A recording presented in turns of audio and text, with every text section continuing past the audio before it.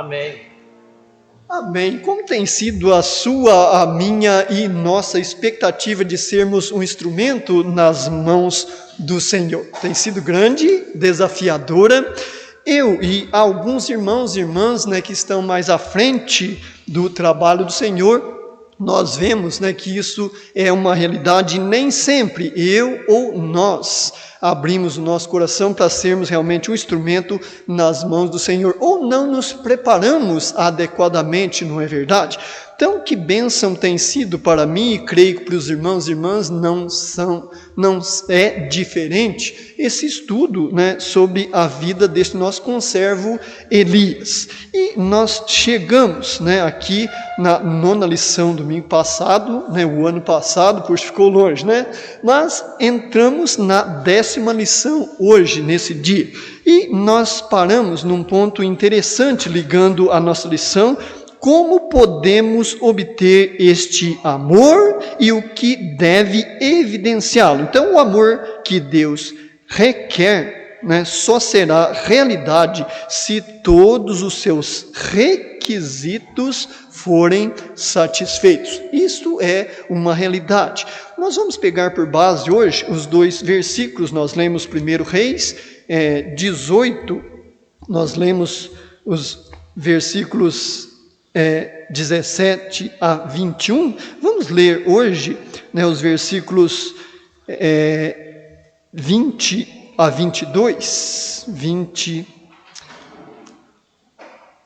eu perdi a marcação aqui, deixa eu dar uma olhada, 1 Reis 18, deixe-me conferir que realmente são esses os versículos que estaremos lendo.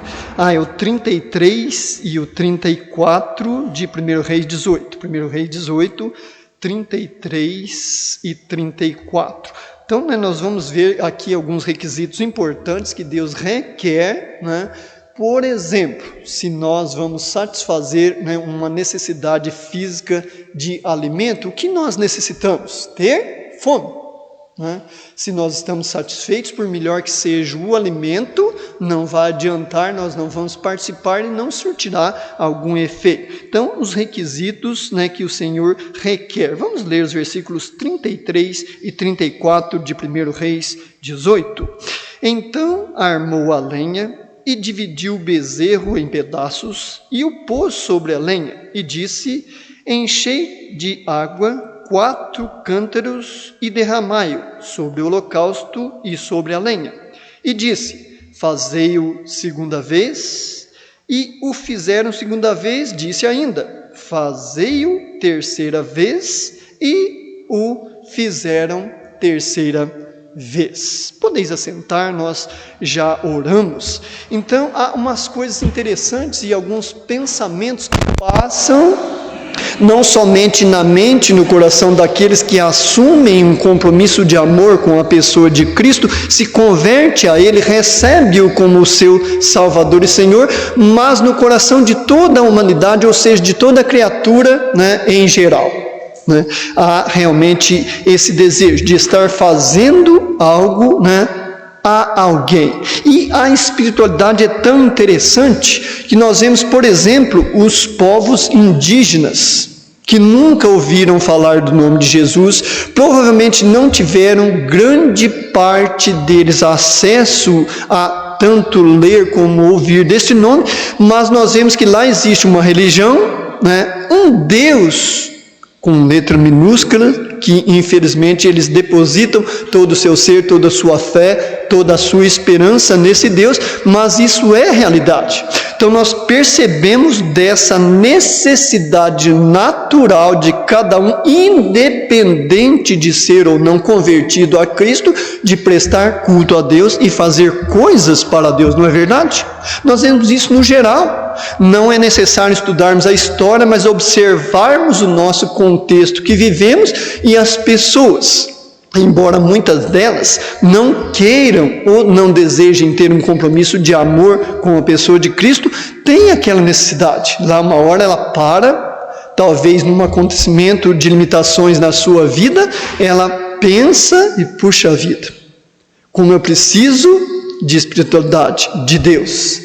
Mas que Deus é esse? De que maneira nós devemos buscar? É o que diz o autor desta lição sobre apontando os quesitos, ou seja, as coisas que são necessárias estarmos fazendo para termos acesso, né, à pessoa de Deus, às suas bênçãos. Por exemplo, vai Deus atender a minha necessidade, eu vendo que ela é uma realidade na minha vida ou a sua, e não orar a Deus, não pedir? Não há como, né? Deus não vai fazer isso de espécie nenhuma, embora Ele seja onipotente, porque Ele decide e decidiu respeitar a minha e a sua liberdade, né? Tanto é que Ele orienta, né? Pedi e dar-se-vos-á. Sem o pedido, como poderia Ele, na sua justiça, suprir a minha necessidade, se eu nem vejo como necessidade? Então não há realmente como. Então é interessante, né? Quando o altar foi restaurado, nós vemos nesse contexto aqueles irmãos e irmãs que vêm estudando a lição mais minuciosamente, eu falando essas palavras já vão, né, se sitiar onde estamos. Ele vai, olha ali o altar, retoma as pedras que estavam ali meio caídas e coisa e tal, né? Estava destruído, abandonado, quando o altar foi restaurado. Nós vemos isso no verso de número 30. Então Elias disse a todo o povo: chegai-vos a mim, e todo o povo se chegou a ele e restaurou o altar do Senhor que estava quebrado. Então, por que ele chamou o povo, falou ao povo e mostrou, né, aquilo na prática? Estão vendo, né, o sentimento, a emoção e a ação conjuntamente sendo, né, aí transformada em obras na presença do Senhor? Ele poderia arrumar tudo, deixar ali no jeito, prontinho, né? Pessoal, ei, né? Vem aqui. Não, ele chama primeiro o povo, começa pela fé restaurar aquilo, porque foi algo que Deus instituiu lá atrás, muitos anos antes, para ter acesso, né, tanto aos sacrifícios, como trazer, né, coisa de gratidão e orações ao Senhor, foi então o altar. Então, primeiro dever, primeira coisa que Elias fez em preparação para o poder, o fogo de Deus, foi reparar o altar do Senhor. Porque idolatria e apostasia prevaleceram durante tanto tempo que os altares, e este foi um deles, do Senhor, né, tinham sido quebrados e destruídos, né? Veja que ele restaurou o altar. Talvez teria caído ali só uma pedra, porque era difícil destruir algo, né? Mas não impossível. Talvez teria caído uma ou duas pedras, ele restaura aquilo que havia sido em partes destruído. Então Elias se ocupou primeiro no trabalho de restauração. Como isso é importante, e eu e muitas pessoas que estamos hoje, nesta manhã, que já têm esta experiência de salvação com Cristo, de procurar servir, investir nesta questão, há algo que nos chama a atenção. Quando eu, você ou qualquer um de nós nos achegamos a Cristo, aquilo naturalmente traz um desejo muito grande de fazer algo, constrangido por aquele amor, por Cristo ter chegado na minha mente, no meu coração, na sua mente, no seu coração, não é verdade? Então existem pessoas, e eu acho que fui uma delas, e vi muitos, né, nesta caminhada que estamos aí, rumo seguir os passos de Jesus, que deram trabalho no sentido de estar segurando esta pessoa, né? Ou seja, ela querer fazer algo que ainda não poderia ou não deveria estar fazendo. Por exemplo, quando eu tinha os meus 13 para 14 anos de idade, trabalhávamos em sítio e plantávamos lavouras, eu pegava com os meus 14 anos de idade, alguém auxiliava, é claro, né? Mais uma saca de batatas, que meu pai plantava batatas, né? E pegava aquilo, a pessoa dava ali uma demão, jogava às vezes no ombro, às vezes na cabeça, e saía com meus 14 anos de idade.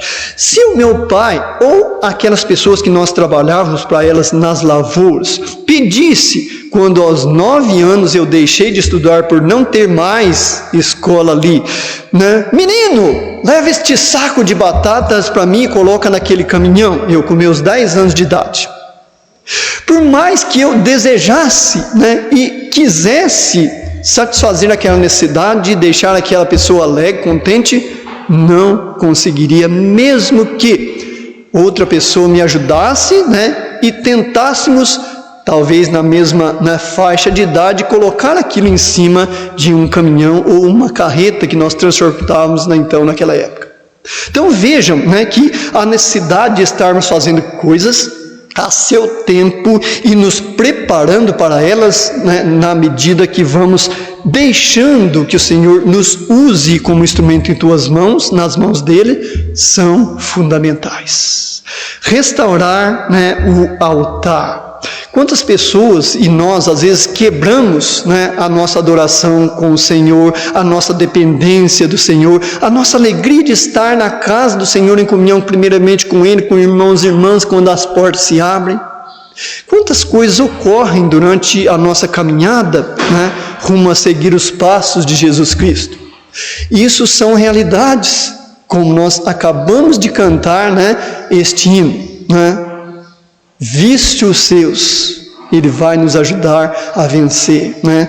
Nós caímos, nos atrapalhamos, às vezes viciamos em fazer coisas que infelizmente são desagradáveis aos olhos do Senhor. Então o primeiro dever, restaurar, né? Este altar, é claro que ele pode não ser na sua vida literalmente aquele de pedras que Elias estava restaurando, sim, né? Mas aquele altar que está na mente, está no coração, ele não pode ser destruído na sua totalidade, mas nós e você podemos facilmente, né, não deis lugar ao diabo. Olha aí a recomendação. Mas a pessoa tem o Espírito Santo, o diabo não pode tocá-la, isso mais aquilo. Por qual razão então está escrito esta frase, esse texto? Não deis lugar ao diabo. Outro, não entristeçais o Espírito Santo de Deus que habita em vós, no qual estáis selados para a eternidade. Qual a razão desses versículos? Realidade dura de ser encarada. Eu, você e nós caímos, temos essa possibilidade sim, né? O adversário anda ao nosso derredor, bramando como um leão. Louvado seja o Senhor, que a sua palavra diz que o anjo do Senhor está ao redor, mais próximo, né? Cuidando, zelando de cada um que se achega à pessoa de Cristo. Mas cuidado, vigilância e oração, porque ao derredor, né, há aquele leão rugindo, que muitas vezes nós escutamos, né? Eu nunca ouvi, né, de perto ou ali, né, diretamente o rar de um leão, não sei se seria essa colocação, né, exata, mas eu fico pensando como aquilo é terrível.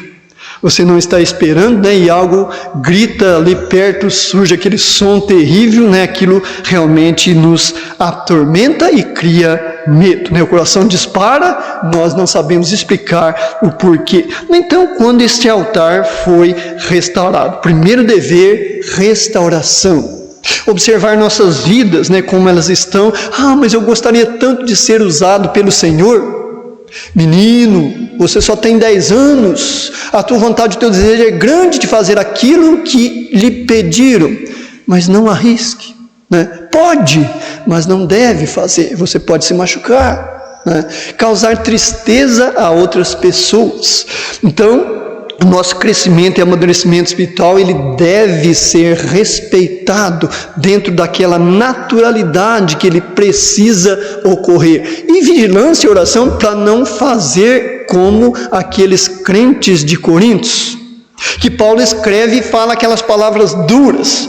Puxa vida, como eu gostaria de dar para vocês picanha, né, pernil, churrasco, mas vocês não aguentam, não cresceram, né, não desenvolveram. O que eu tenho que alimentar vocês? Com aquele leitinho da salvação, aqueles ensinos rudimentares da pessoa de Cristo, né? E a alimentação sólida vocês não aguentam ainda. Tristeza, afirma o nosso conserva apóstolo Paulo para a igreja de Coríntios. Então, como é importante esse nosso dever de restauração. E o significado para nós, né, sobre esse poder, este fogo que desce dos céus. Então, do Senhor somente cairá este poder, este fogo, né, na vida do indivíduo, uma família ou sobre um ministério de uma igreja local, quando o Senhor receber seu lugar de preeminência. Né?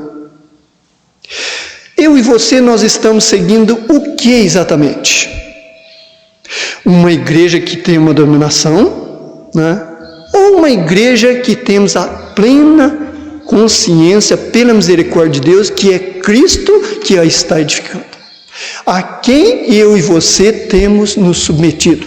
Esta pergunta ela é essencial para entendermos o significado literal das coisas que nós procuramos conhecê-las através da letra, de ouvi-las e na dependência do Senhor, para que a sabedoria desça na minha, na sua mente, no meu e no seu coração, para haver então discernimento, né? Qual tem sido a nossa razão, né, para entendermos este fogo, este poder do Senhor? Quando o Senhor recebe o seu lugar de preeminência na minha e na sua vida, naturalmente nós ficamos só naquela expectativa de entender exatamente o que o Senhor quer da minha pessoa, o que o Senhor quer da sua pessoa, daqueles que estão conosco, não é verdade? Isso naturalmente ocorre e pode demorar algum tempo físico para que isso venha a acontecer. Uma passagem que nos chama e deve chamar muita atenção na palavra de Deus com relação à paciência e perseverança e persistência é aquela mulher que chega na pessoa de Cristo. Senhor, me ajuda, Senhor, me socorre, né, Senhor? Olha, não é bom que eu pegue o pão e jogue para os cães. Olha aí do que a pessoa, né, de Jesus trata aquela mulher necessitada. Qual a razão? Por quê? Né? Ou para quê?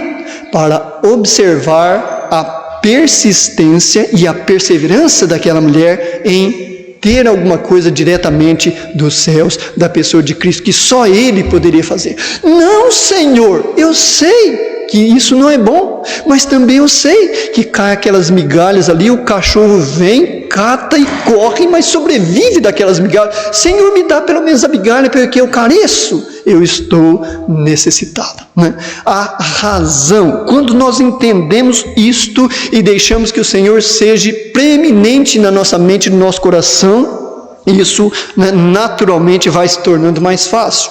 A luta é difícil. Imagina a mente e o coração daquela mulher, com tanta necessidade, sendo literalmente xingada de cachorra, né? Imagina a sua mente e seu coração na hora, mas ela não deixou que aquilo, né, desabasse com a sua fé, como aconteceu, né, o episódio da viúva que estava ali sendo sustentada por Deus e sustentando esse nosso conservo Elias. Não, ela persistiu. Não, Senhor, eu sei dessas coisas, mas também sei que a minha fé deve prevalecer, eu creio no que o Senhor pode fazer segundo a sua vontade, tem misericórdia de mim. Lembra-se daqueles dois cegos? E eles gritavam, e gritavam, e gritavam, até os próprios discípulos: por favor, vocês estão incomodando o mestre, parem de gritar. E que eles gritavam mais alto, né? Senhor, filho de Davi, tem misericórdia de nós. Senhor, né? Persistência, perseverança, o quão isto é importante para que o Senhor tenha preeminência na minha e na sua vida. Será que Ele tem este lugar na minha vida? Olha aí a primeira pergunta que o autor da lição nos incentiva a fazer de nós para conosco mesmos. Será que realmente Jesus, eu estou dando pela fé essa prioridade, que Ele não seja tão somente o meu Salvador, mas também Senhor, né? É tão fácil ter um Salvador, mas submeter um Senhor já é mais complicado, porque nós precisamos equilibrar entre a necessidade, né, o porquê do para quê. Porque separar o porquê que está acontecendo isso comigo, Senhor, não, mas para que o Senhor permitiu isso? Isso ajuda e muito a equilibrar as coisas. Como isso nos ajuda? Será que Ele tem este lugar na minha vida e na sua vida? E na igreja que me encontro? Seria esta realidade da pessoa literal de Cristo, onde eu me reúno? Ou eu tenho esta visão? Como isso favorece a nossa adoração, nosso servir ao Senhor, o nosso aprendizado ao Senhor, a aguçação da nossa ótica espiritual, ver realmente as coisas como elas são? Porque a tendência muito grande é nós perdermos o equilíbrio delas. Ora, nós partimos muito para o lado espiritual, né? E queremos ser só espiritual. Seria possível isso? Não. Porque a Bíblia pede para conservar, né, o espírito, o corpo e a alma. Então, o corpo e a alma, né, físico, o corpo que é a vida, a alma que administra o corpo, eles precisam ter equilíbrios, porque a palavra de Deus recomenda que os dois, ambos, sejam conservados. O que acontece muitas vezes?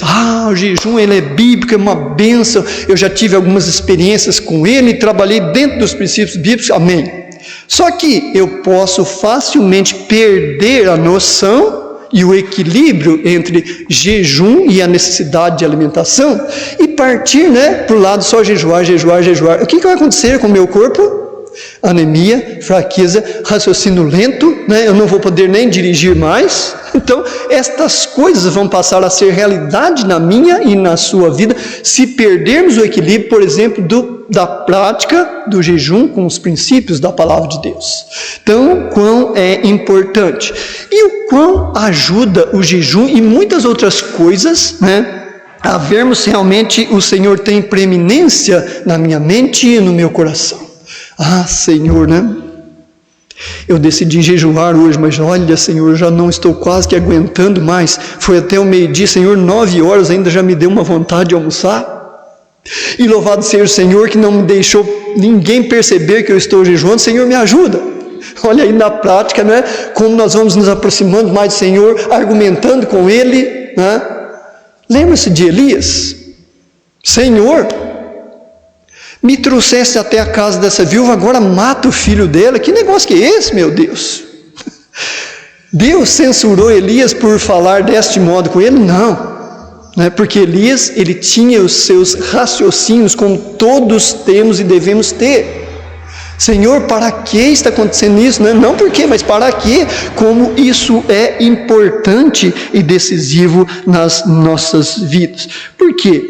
Olha como nós devemos, como nós conservo, apóstolo Paulo, ter esta visão, olhar por esta ótica.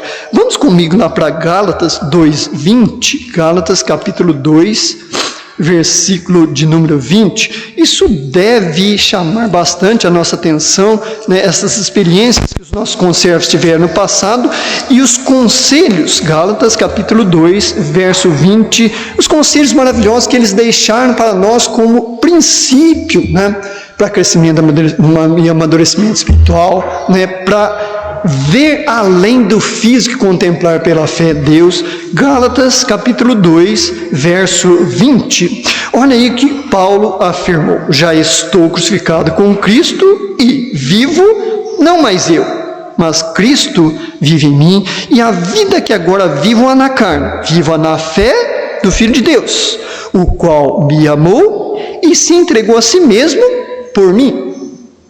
Que versículo riquíssimo, nós poderíamos estudar isso durante anos e nunca esgotaríamos as lições que ele certamente transmite a cada um de nós. Os significado, né, real da vida.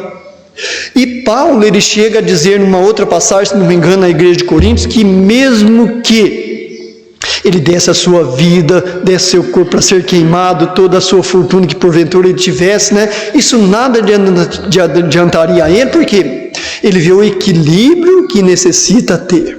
Vivo não mais eu, mas Cristo vive em mim. Imagine, por exemplo, se ele chegasse a uma perfeição tal que não caísse mais, não errasse mais e riscasse ou rasgasse a página, os escritos que estão lá no capítulo 7 de Romanos. Perfeição total. Como Paulo seria, né? Sede meus imitadores. Ele eliminaria como eu sou de Cristo. Com certeza, né? A soberba subiria na sua mente e no seu coração. Ele deixaria de olhar para cima, procurar depender da sabedoria de Deus para que a cada momento administrasse a situação e a circunstância de modo que ela carecesse ser administrada. Hora de ouvir, somente ouvir. Hora de repreender, repreender. E a hora de chorar com os que choram. E ele foi muito além. Ele afirmou, e creio que sem nenhuma mentira, que ele chorava por pecados de outras pessoas. Irmãos, já é muito difícil eu chorar pelo meu próprio pecado, imagine eu chorar pelo pecado de outras pessoas. Problema dele. Ele não é crente, ele não se converteu, ele não tem o Espírito Santo. Paulo afirma que chorou amargamente pelos pecados de segundos e terceiros. Que lições que nós aprendemos que Cristo estava vivendo no coração de Paulo e não mais ele, porque ele queria muitas vezes, separar daquelas pessoas, deixá-las para lá, mas algo falava mais alto na sua mente e no seu coração, ser igual ao seu, não somente Salvador, mas Senhor. Quantas coisas que Jesus suportou, para então levar esse crescimento e amadurecimento à pessoa de Paulo, desejar ser igual à pessoa de Cristo e equilibrar as coisas que ele estava atravessando. Como isto é importante. Agora é interessante, que isto tudo nós vemos que são sacrifícios. Lembre-se de Romanos 12, 1 e 2. Vamos dar uma recordada lá em Romanos 12, 1 e 2, para termos uma noção mais clara daquilo que nós estamos contemplando, falando e procurando entender. Romanos capítulo 12, 1 e 2. Olha aí, Romanos, a carta de Paulo à igreja de Roma, lá no seu capítulo 12, versículos 1 e 2. Ele faz aqui um apelo, por assim dizer, um rogo. Rogo-vos, pois, irmãos, pela compaixão de Deus, como Deus foi compassivo para conosco, que apresenteis, olha, a liberdade, os vossos corpos em sacrifício. Opa! Então o negócio não é fácil, não. É sacrificial, exige renúncia, exige, Senhor, que não seja a minha vontade, Senhor, como eu gostaria de ser livre disso, mas, Senhor, que não seja a minha, sacrifício. E é um sacrifício de qualquer modo que ele coloca aí, vivo. Dizem, eu nunca vi essa experiência, que as ovelhas e carneiros, quando vão serem mortas, dizem que saem lágrimas de seus olhos, mas você pode judiar o quanto quiser que olhe, que ela berra alto. Ela não abre a boca para soltar um som de nada, porque ela sabe que será morta e executada. Então, um sacrifício vivo, como isso é difícil. Qualquer coisinha que nos ocorre, nós gritamos e fazemos aquilo, e olha, nos deixarmos sacrificar, ter a noção que eu estou vivo, aquilo vai doer. Imagine Jesus. Ele sentiu tanto que suou gotas de sangue quando ele clamava para o Pai, se fosse possível, afastar dele aquele cálice. Vida, vigor. Imagine Jesus sem cometer um pecado sequer, a saúde física que aquele homem tinha. Imagine a intensidade da dor em qualquer lugar que fosse. E ele estava disposto, renunciando tudo, com a sua vida física limitada, que ele abriu mão e a abraçou, Olha o final do versículo: santo e agradável a Deus. Não basta ser só vivo, tem que ser separado, e não que todo mundo agrade. Puxa, mas é fácil fazer alguma coisa que o mundo inteiro se agrade? Sim. Você não vê esses cantores, atores que fazem fama e mundialmente são aplaudidos pelo mundo todo? Então há essa possibilidade. Agora, agradar a Deus é fácil?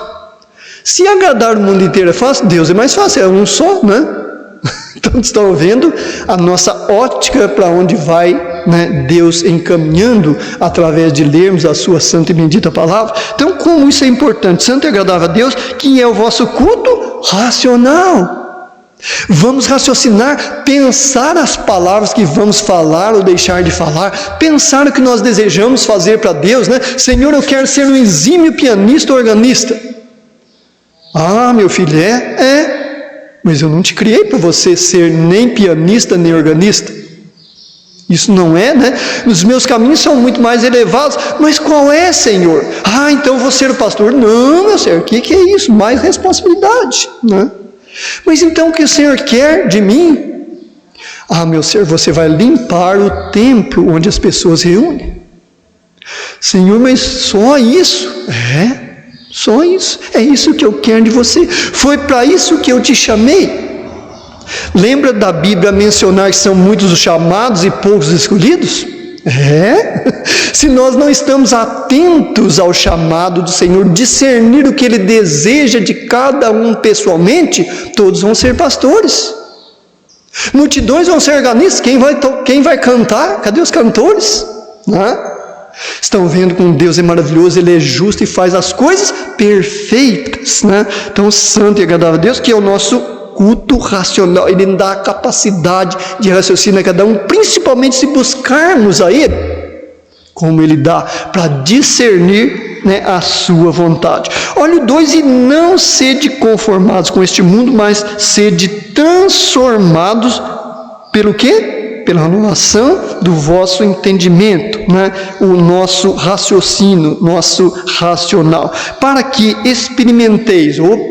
Estão vendo aí, como as coisas naturalmente vão se encaixando? Como eu posso experimentar as coisas de Deus se eu não ajo dessa forma? Se eu não procuro usar o meu raciocínio voltado para a pessoa de Deus? Entender que conhecimento é conhecimento, sabedoria vem dele para eu entender, Então são essas coisas que Deus dá a capacidade por misericórdia para estarmos transformando pela renovação que Ele faz pelo Seu Espírito, nossa mente e nosso coração, para experimentar o quê? Boa, agradável e perfeita. Senhor, muito obrigado por me fazer entender que o meu ministério, o meu serviço para Ti, que vai agradar ao Senhor, talvez desagrade a maioria dos seres humanos, Puxa vida, eu acho que eu não vou me converter a Cristo não, porque converter a Cristo para limpar as coisas, limpar o chão, credo, vou deixar isso para lá. Falta de usar o raciocínio que Deus deu a todos, investir nele, procurar depender do Senhor para ter sabedoria e entender o que o Senhor deseja de cada um de nós. Então, esse sacrifício que é mencionado lá no versículo 33 de 18 de 1 Reis, que está intimamente ligado com essa linha de raciocínio. Olhe comigo lá o 18:33, de 1 Reis. Então armou a lenha, dividiu o bezerro, coitado, Dividiu o vivo? Não, primeiro ele degolou esse bezerro. Ele divide ele em pedaços e põe sobre a lenha. Eu fico imaginando no Antigo Testamento, coisa que foi instituída pelo próprio Deus, a dificuldade que certamente muitos daqueles sacerdotes, ministros do Senhor, tinham em estarem tirando a vida, eles cortavam esta veia, do sacrifício, que eram muitos, às vezes era pássaro, às vezes era carneiro, às vezes era cabrito, então era cortada a veia e aquele bicho, ali perdia a sua vida física. Já pensou a consciência que aquele homem de Deus tinha, a santidade de separação, a dificuldade que certamente muitos tinham? Puxa vida, mas o culpado é o camarada. Que tem a ver o bicho? Muitas vezes havia certamente revolta naquele coração, naquela mente, mas o culpado é ele. Que tem a ver esse coitado? Então certamente passava, mas aí caía a ficha. Deus instituiu, que isso fosse desta maneira. Senhor, tem misericórdia que o fulano entenda que era ele para estar morrendo aqui no lugar desse inocente animal. Isso certamente voltava na mente daquele sacerdote, no seu coração, e ele com pesar equilibrava as coisas, e na prática, quantos animais ele degolava por dia? Já pensou o tamanho da nação de Israel? Quantos e quantos animais? Aquilo era um verdadeiro rio de sangue naquele altar. Triste demais, mas Deus, na sua soberania, instituiu. Então, era algo fácil de se fazer? Com certeza que não. Eu mesmo, provavelmente, se fosse chamado para ser sacerdote, não conseguiria fazer esse tipo de serviço, que eles faziam muitos, Haviam vários tipos de serviço. Então, quando o sacrifício foi ofertado, este versículo de Romanos 12, esses 2 versículos, eles são fundamentais nas nossas vidas, para não só vermos aquele sacrifício, termos dó daquele animal, ficarmos, às vezes revoltados com aquele pecador. É essa a complicação e limitação e dificuldade que nós temos. Separar o pecador do pecado, né? Ter misericórdia do pecador e não querer julgá-lo ao nosso, né, modo limitado de ver. Já pensou se fizessem isso com aqueles 2 ladrões que estavam, uma à direita e outra à esquerda de Jesus? Coitado deles, né? Um que decidiu reconhecer o senhorio de Jesus, ele ser o Filho de Deus, ali naquele dia ele ouviu suavemente da pessoa do Salvador pessoalmente.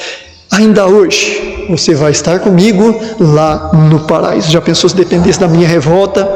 Mas quanto tempo esse camarada? Faz 3 anos, quase todos os dias eu vi ele ouvindo Jesus, agora que ele vem me falar um negócio desse, beirando a morte, nesse dia que já está para morrer? Não, isso não pode ser, né? Ao meu ver, certamente agiria desta maneira. Quando a água foi também derramada, os versículos, né, que nós estivemos lendo. Então vejam que o Senhor vai estabelecendo uma série de coisas a serem cumpridas, que às vezes não é literalmente, vamos voltar tudo isso hoje. Vamos ali armar um altar, falar para todas as pessoas que Deus não pode ser servido tão somente numa religião, né? Para elas se aproximarem, que Deus vai ali, né, mostrar quem Ele é. Já pensou se trouxermos tudo isso para o nosso contexto de hoje? Não, isso não vai funcionar certamente. Vai desonrar a pessoa de Deus, vai entristecer a pessoa do Espírito Santo.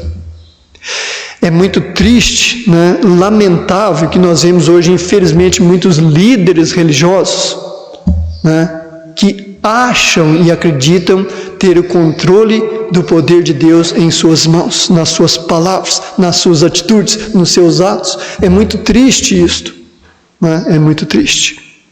Pessoas a chegarem em ponto de alguns desses líderes religiosos mencionar literalmente: o Senhor não pode me envergonhar, né? O Senhor não pode me envergonhar. Triste, né? Um testemunho muito ruim para o Evangelho, para a pessoa de Jesus Cristo, porque confundem a mente e os corações das pessoas, né, que não a têm em aprofundar em conhecimento. Irmão Genor, eu acho que tem um microfone por aí.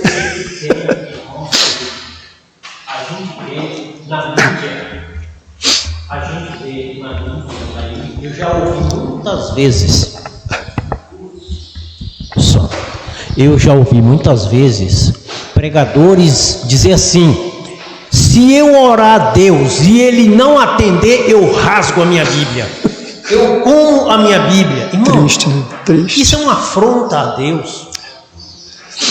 Nós não controlamos a vontade de Deus. Pelo contrário, é Deus que controla a nossa vontade. Nós temos que entender que Deus não tem que atender tudo que a gente pede para Ele. Já pensou, né? Nós temos que estar preparados diante de Deus para Ele dizer para nós sim ou não. Ou aguarda mais um pouco. Exatamente. Agora, a gente afrontar a Deus, falar para a população, para uma mídia, que se Deus não atender, Ele come a Bíblia e rasga a Bíblia, é uma afronta. É uma afronta. Para completar essa palavra, a gente tem que aprender a aceitar o não de Deus. O não de Deus, por exemplo, muitas coisas que ele pede, Deus diz não. Exatamente. Ele tem que aceitar o não dele. Então, é tão importante que eu demitir. Exatamente. Foi demitir. O não de Deus. Ele precisa aceitar isso aí. Exato. A pessoa está doente, mas pede a pessoa sarar, não, Deus quer levar a pessoa. Exatamente. Obrigado, desculpa. Não, sem problema. E outros ainda falam assim: não aceite ficar doente, porque não aceite. A doença não é de Deus. Reclamação exija de Deus. Irmãos, isso é muito triste. É uma afronta diante de exigir de Deus. Quem somos nós para exigir de Deus? Se nós vemos em toda a Bíblia, os homens de Deus se submeterem à vontade de Deus. Agora, Infelizmente, acontecem essas coisas nos nossos dias. Então, isso tudo é muito bom por causa disso. Veja que nós vamos participando, e aqui, como eu sempre digo e afirmo sem sombra de dúvida, eu não estou ensinando pessoas, não, eu estou coordenando estudos, e muito mais aprendendo com irmãos e irmãs, e principalmente pela misericórdia de Deus, diretamente dele, por causa disso. Porque a igreja do Senhor, ela é e deve ser exatamente deste modo. Não é uma pessoa ensinando, professor, doutorado, e quantas palavras que tem muito além disso, Ensino, isso não existe. Irmãos, escola bíblica dominical, por que ninguém forma? Não tem um diploma. Então nós vemos a necessidade de cada, é a mesma coisa do nosso alimento. Por que Jesus não falou assim, olha, Pai, o pão nosso de cada mês, deixa lá na despensa? A provisão, Senhor, para esse ano de 2022, que estamos no segundo dia hoje, deixa até dezembro. Não, o pão nosso de cada dia. Por que nós não devemos formar, sermos catedráticos, buscarmos títulos e diplomas, espiritualmente falando, aprendendo na letra? Há capacidade, por incrível que pareça, de alguém memorizar todo este livro da Bíblia, com seus 66 livros. Há essa possibilidade. Só que, como Paulo escreveu, a letra mata. Se não houver uma dependência de Deus, o desejo e alvo de estarmos servindo, honrando a Deus, que seja feita a vontade dele e não a nós, irmãos, isso de nada realmente vai adiantar. Então, nessa sequência, irmã Lourdes, exatamente. Por que ele está falando aquilo ali? Com quem ele está falando aquilo ali? Isso é o estudo mesmo da palavra. Não só pegando os defeitos, mas mesmo que estrechando ali, fazendo as perguntas. Exatamente. E tem que estar com o coração limpo, na Tem. santificação. Na santificação, muito. Não é lembrado lá na frente?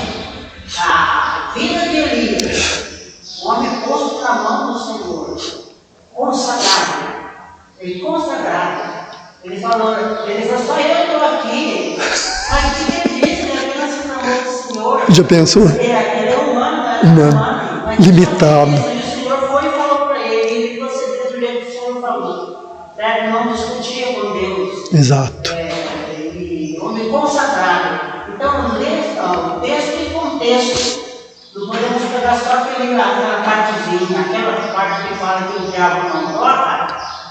O Espírito Santo não pode entrar na minha vida, sair com o diabo entrar. Uma vez salvo, eu posso pecar porque é a minha carne. Exatamente. Tentação, a tentação dele ao redor, ele não toca. Porque senão aquele que Paulo falou, que entregou a carne para ser destruído, exato. Você salvo no dia do Senhor.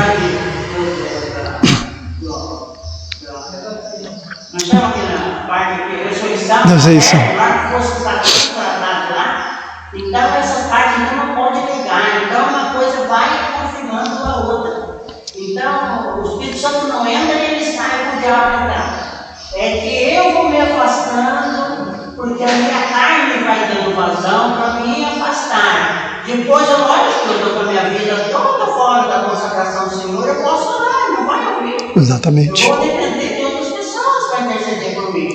Porque aquele ali que está em ordem, ali, quando Pedro fala e João fala, ele está falando de pessoas que é para poder estar conservada de acordo com o Senhor. Aquele que não tiver pecado vai estar pelo outro, pecado do outro. Exatamente. Então ali é texto e contexto. Para poder, a palavra manda vir lá e buscar, para fazer pergunta para quem está falando, para quem que era, só especificamente dos discípulos ou era para a multidão toda. Exatamente. Ele estava falando em parábolas, mas teve hora que ele teve que explicar as parábolas para os discípulos, porque ainda não estava no entendimento dos discípulos. Exato. Eles estavam coitadinhos, não tinham entendido. Eles não tinham entendido ainda. Exato. Você não viu a multiplicação dos pães? De outra vez, ele era falar para o Senhor, quer dizer que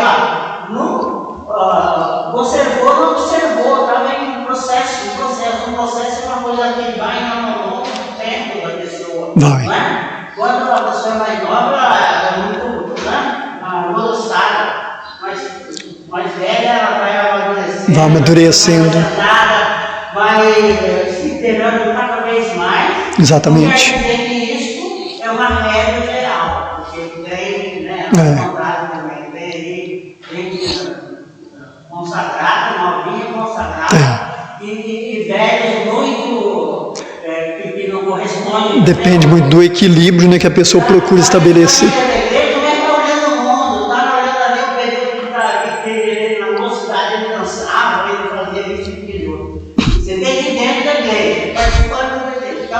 A questão é consagração. Exatamente. Consagração. Isso é importantíssimo. Deus falou, ele não discutiu ainda que a vida dele. Quando ele vai falar com a carne, ele vai na cavalinha, mas ele foi experimentado lá no serviço com o corpo, ele foi experimentado onde ele teve na caverna falando com Deus, né? Deus falou com ele, falando no sussurro, falando. Veio todo um preparo antecipado. Vento forte. Então, aprender a ouvir Deus, ali está o ensino a aprender a ouvir o Senhor, né? Ele está nisso, naquilo, então aprender, não de aportar as coisas, certo? Exato. Isso é muito importante no tempo e administrar, poder ouvir. É interessante que nós olhamos para a oração de Elias, quando a oração foi feita, houve que uma purificação na oração, aquele processo que vem vindo, né? Nós olhamos, finalizando praticamente, que estamos no final do nosso tempo, os versículos 36 e 37 de 1 Reis 18. Veja que coisa interessante. Responde-me, Senhor. Isso é parte da oração de Elias em 1 Reis 18, 37. Responde-me, Senhor. Responde-me, para que este povo conheça que Tu és o Senhor e que Tu fizestes voltar o seu coração. Que coisa interessante, né? Esta oração. Mas olha o 36. Sucedeu que, no momento de ser oferecido o sacrifício da tarde, o profeta Elias se aproximou e disse: Ó Senhor Deus de Abraão, de Isaque e de Jacó, manifesta-se hoje que Tu és Deus em Israel e que eu sou Teu servo e que, conforme a Tua palavra, fiz todas essas coisas. Estão vendo aí a diferença? Aqui ele pede para ele: eu sou um servo seu, eu que fiz essas coisas. Estão vendo? Eu. Mas vejam como mudou no versículo da frente, né? Como mudou no versículo de número 37. Responde-me, Senhor, responde para que este povo, não é mais o eu, né? Conheça que Tu, não é mais o meu eu, né? És Senhor Deus, e que Tu, não foi a minha oração, não foi o meu eu, porque eu me sacrifiquei, porque eu me santifiquei, que eu estou fazendo essas coisas. Não, o Senhor me orientou a fazer todos esses procedimentos, né, e com estas finalidades. Então, até a oração e os nossos pedidos, nós carecemos de passar pelo crivo da palavra de Deus, pelos princípios. Por que o Pai Nosso hoje é muito rezado em muitas denominações? Porque eles querem repetir ao invés de usar aquilo como modelo. Santificado seja o seu nome. Olha, a santidade, a separação, né? A consagração.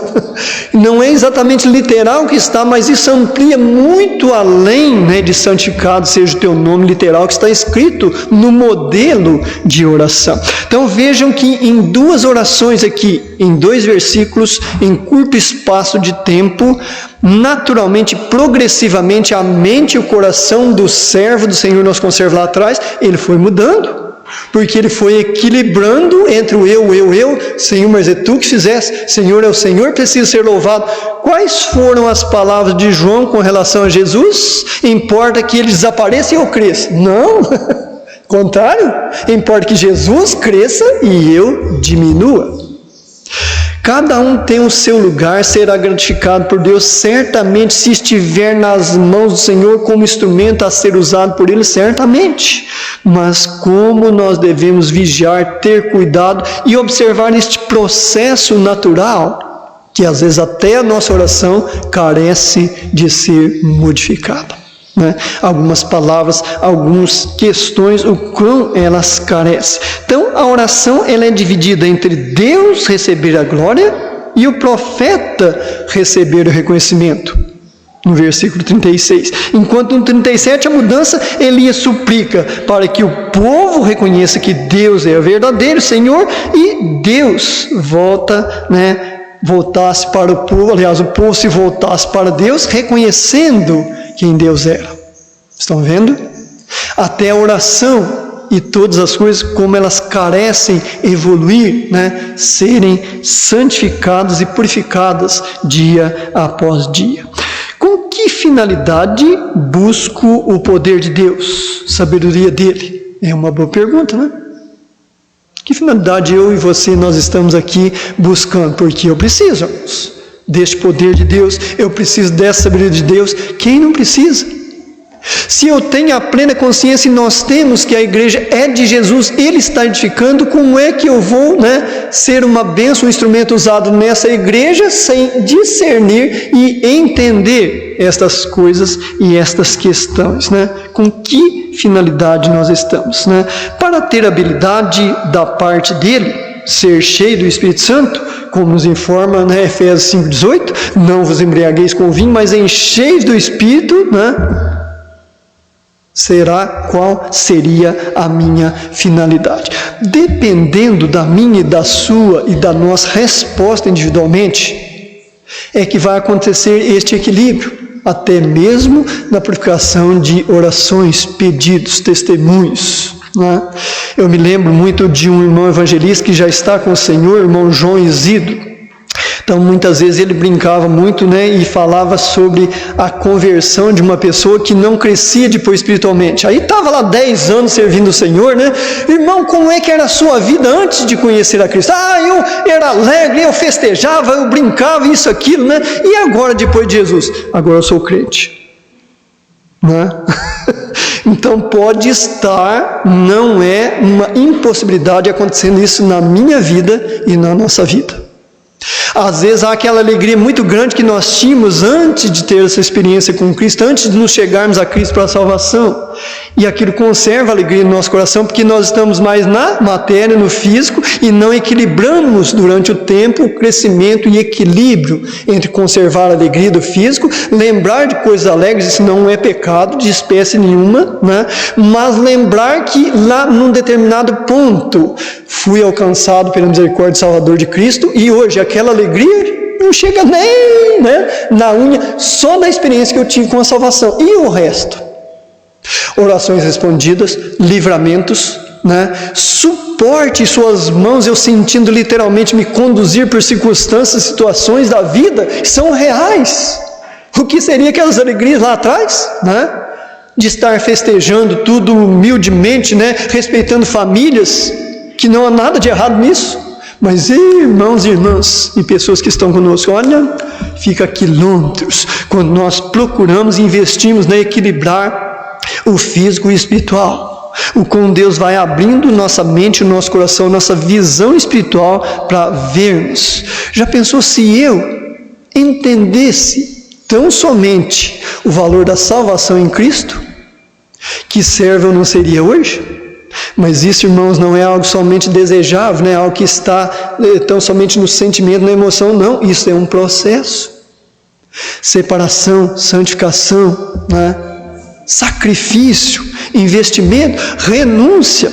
Quantas pessoas hoje poderiam estar, depois dessas, ano novo e tudo aí, dormindo tranquilamente onde elas estão? Com um pouco de sono, e investindo a crescer, a ouvir o Senhor, me mantém alerta, eu preciso ouvir a Ti. Isso é difícil, exige esforço muitas vezes, sacrifício, renúncias, mas deve ser e precisa ser a realidade em nossas vidas. Então estes são os quesitos para se obter poder e sabedoria de Deus que vem dele, de nenhum outro lugar. Para atingir maturidade espiritual, crescimento rumo a fazer a obra para Jesus Cristo. Nós realmente devemos trabalhar, orar, jejuar e seguir principalmente os princípios da palavra de Deus, encontrando equilíbrio nessas coisas, como Deus se agrada daqueles que, como nós, temos investido em conhecer mais a pessoa de Cristo e estar naquela expectativa: Senhor, eu quero ser usado por Ti. Senhor, o que o Senhor deseja que eu faça na Tua igreja? Eu entendo e compreendo que ela é formada de membros e todos são diferentes, cada um tem a sua função, e se faltar o que acontece? Há falta. Nós não vemos um irmão que às vezes está sentado naquele banco ali, às vezes olhamos, cadê? Na nossa mente ele está lá, mas cadê? Ele não está.